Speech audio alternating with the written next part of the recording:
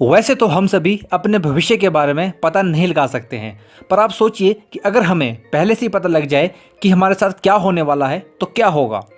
इससे भयानक बात क्या हो अगर आपको पता चल जाए कि हम कब मरेंगे, आपकी प्रतिक्रिया क्या होगी, सोचिए। पर आज हम आपको जो बताने जा रहे हैं उसे सुनकर शायद आप सोचने पर मजबूर हो जाओ कि क्या ऐसा संभव है। तो हमारे साथ जुड़े रहे और वीडियो को अंत तक जरूर देखिए, क्योंकि क्या पता आपके साथ भी ऐसा हो जाए।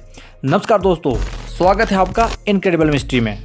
एनोरा पेट्रोवा नाम की लड़की, जिसका जन्म पोर्टलैंड में हुआ था। स्केटिंग की शौकीन एनोरा 10 साल की उम्र से आइस स्केटिंग का अभ्यास करती थी और 13 साल की उम्र तक वह क्रिस्टल क्लासिक चैंपियन थी।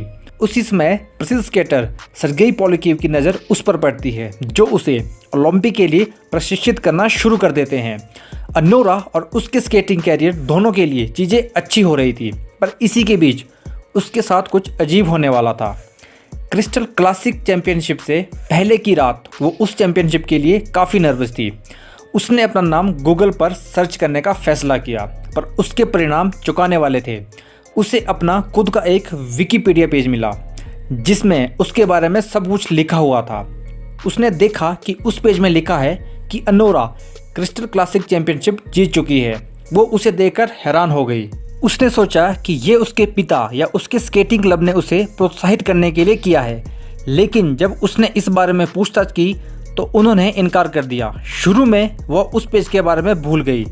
अगले दिन वो चैंपियनशिप जीत गई। फिर उसे उस पेज के बारे में याद आया और वह हर प्रतियोगिता से पहले नियमित रूप से अपने विकिपीडिया पेज को देखती और हर बार उसे उसकी जीत की भविष्यवाणी पहले से मिल जाती। अपनी अगली चैंपियनशिप, जो कि काफ़ी समय बाद थी, उसका परिणाम देखने के लिए वो उस पेज को खोलती है और उसे एडिट करने का फैसला लेती है।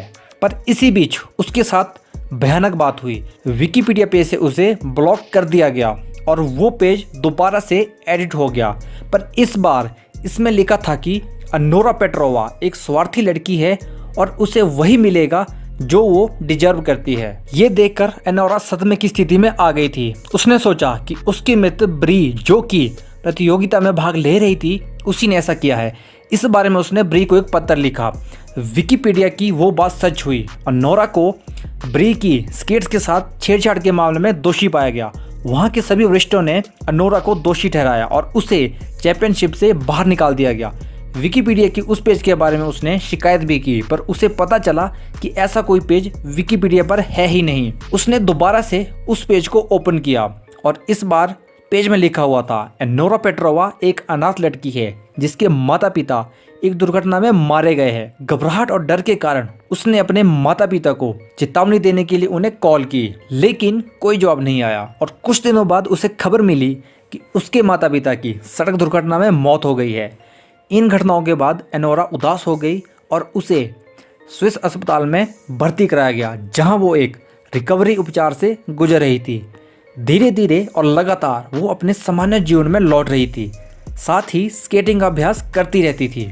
उसने आखिरी बार उस पेज को देखने की कोशिश की और वही उसकी सबसे बड़ी गलती थी, क्योंकि विकिपीडिया पेज ने इस बार उसकी मौत के बारे में ही बता दिया। पेज में उसकी डेथ डेट लिखी थी, जो थी 24 अक्टूबर 2010 को, और डिस्क्रिप्शन में लिखा था, एनोरा एक अमेरिकी जूनियर फिगर स्केटिंग विजेता थी जो अनाथ और बिना दोस्तों की एक सेल्फिश लड़की थी, क्योंकि वो एक लालची लड़की थी। विकिपीडिया की ये भविष्यवाणी भी सच निकली। एनोरा अपने अपार्टमेंट में मृत पाई गई। पुलिस ने जब अपार्टमेंट को देखा तो एनोरा का सर उसके कंप्यूटर कीबोर्ड पर था और उसके कंप्यूटर में एक डॉक्यूमेंट खुला था। वो एक मैसेज था जो उसने ब्री को लिखा था। उसमें उस विकिपीडिया पेज का स्क्रीनशॉट था कि उसके साथ क्या हो रहा है। उसी मैसेज के लास्ट में उसके आखिरी शब्द थे, मुझे पता नहीं कि आगे क्या होगा। आधी रात होने में थोड़ा ही टाइम है। मुझे कंप्यूटर के आगे उठने से भी डर लग रहा है और पेज रिफ्रेश करने के अलावा मेरे पास कोई ऑप्शन नहीं है। और वो मैसेज ब्री को सेंड नहीं हो पा रहा था। पुलिस ने बताया कि ओलंपिक प्रतियोगिता से पहले उसने ब्री को जो पत्र लिखा था वो कभी भेजा ही नहीं गया, और अपने माता पिता को चेतावनी देने के लिए जो कॉल किया था वो कभी जुड़ा ही नहीं था। जो कुछ भी हो, पर एनोरा का मामला अभी तक एक रहस्य बना हुआ है, जो शायद कभी भी किसी निष्कर्ष पर नहीं पहुंचेगा। कुछ का ये दावा है कि ये कहानी एक मिथक है।